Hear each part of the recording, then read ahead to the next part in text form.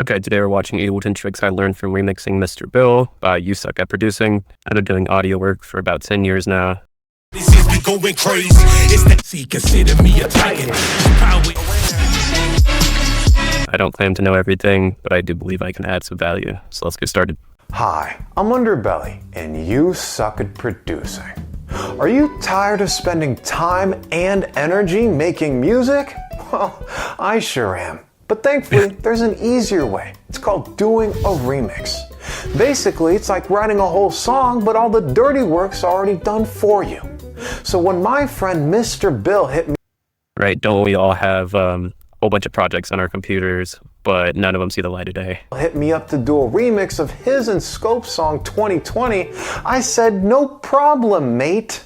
And in this video, I'll show you all the techniques I used for making a remix quickly. All the OTT. Quickly and efficiently. Duplicating the tracks, looping. Let's get started.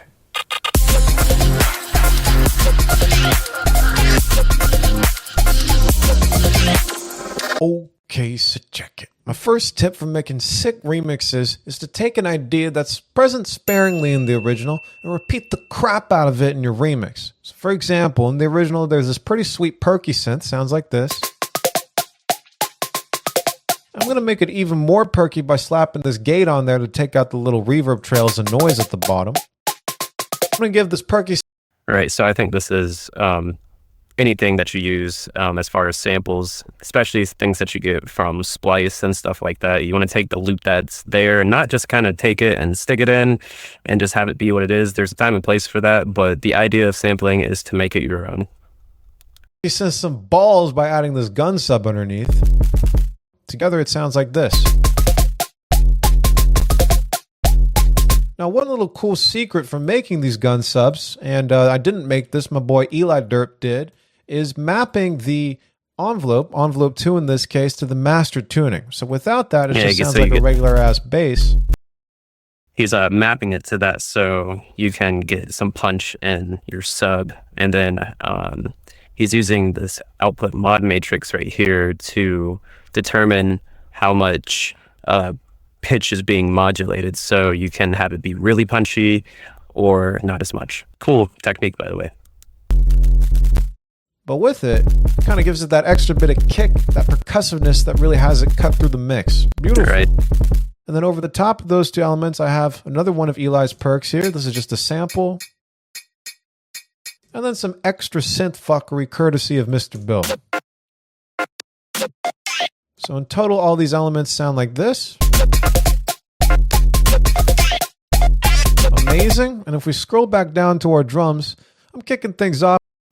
Right, so a lot to be said here with layering and taking an idea that you get as far as a loop from someone, or if you're remixing a song and you have the stems, and layering things on top of it to add more texture or expand on the idea. With the really simple kick snare drum beat. Using all of Eli's sounds here. Shifted the hi-hats a little bit late to give it that drunk feel, and occasionally on some of these snares I have this dub echo to kind of give it that Rastafari feel.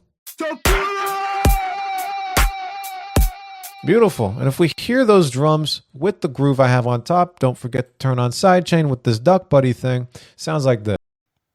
That's cool. I haven't seen that one, Duck Buddy. I use Shaperbox. Shaperbox is pretty good. I'll have to check this one out. Yes.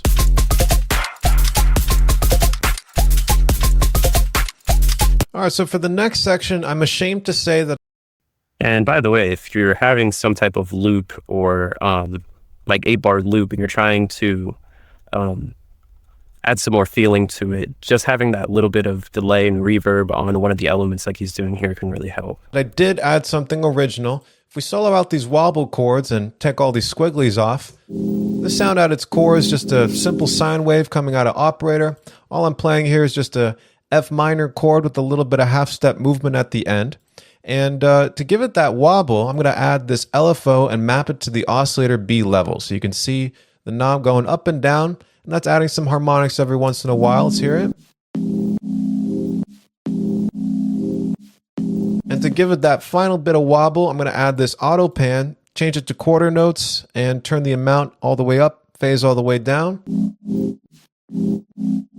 Beautiful. Let's hear it in the mix.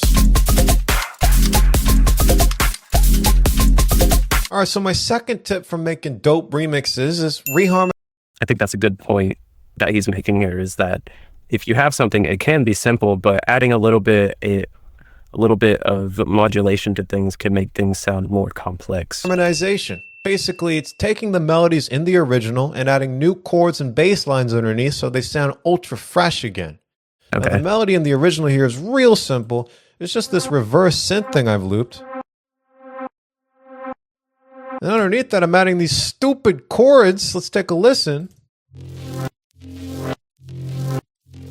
Now, instead of playing 3-note chords like this, these are called triads. Sounds terrible. Taking the fifth. I'm just eliminating the third completely and sticking with the root and fifth of each chord. These are called power chords, and they sound way sicker for the dubstep kids. Let's hear it all together now. Okay, so I am truly ashamed of saying this, but I actually wrote yet another chord progression for the next section here. And worse yet, it's got more than 2 notes per chord. All the big dick dubstep producers are going to be laughing at me for the rest of my life for this.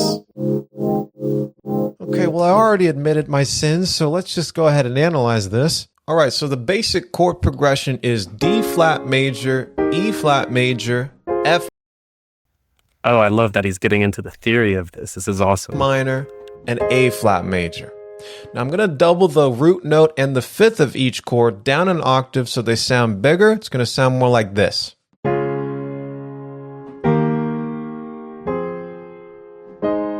Mm-hmm. And then I'm going to add sevenths and ninths to each chord and make them sound a little prettier. So same thing, if you're adding a third or fifth, the next one will be a seventh and a ninth. They kind of give different feelings to your songs and tracks.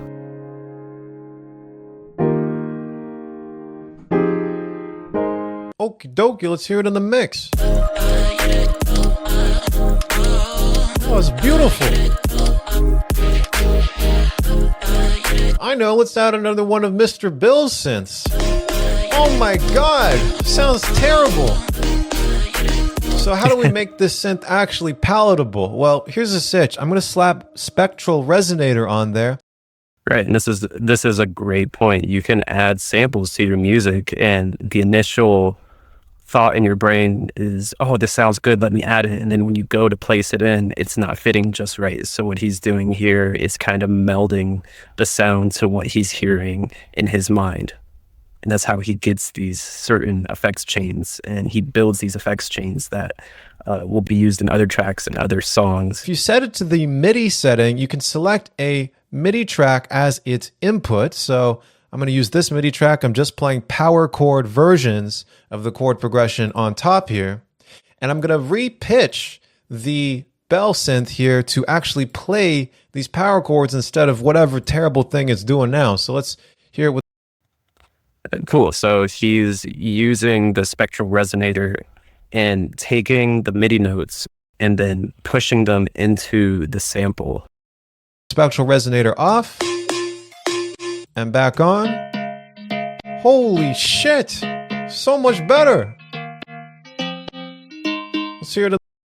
And this is ways to make remixing actually remixing and not just sticking the same stems over top of something else. I'm loving what he's teaching right now. Mix. That's insane. All right, now for this And it sounds great too.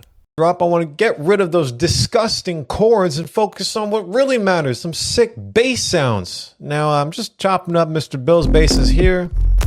And I'm kind of doing a call and response between these and my gun sub here. Now, when we switch to my gun sub, I'm actually doing a triplet groove, 8th note triplets here. So in total, it'll sound like this.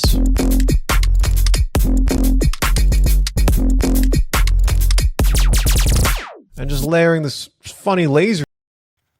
That's kind of what all music is, at least for catchy music. It's a call and response. You have something that calls, and the job for the next part is to respond to whatever that call is. It's such a simple thing, but it makes great music. Sound over the top of this gun sub over here.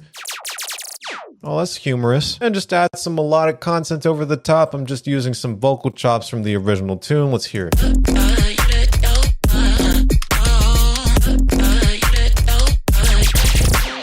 And a little bit of those wobble chords over the top.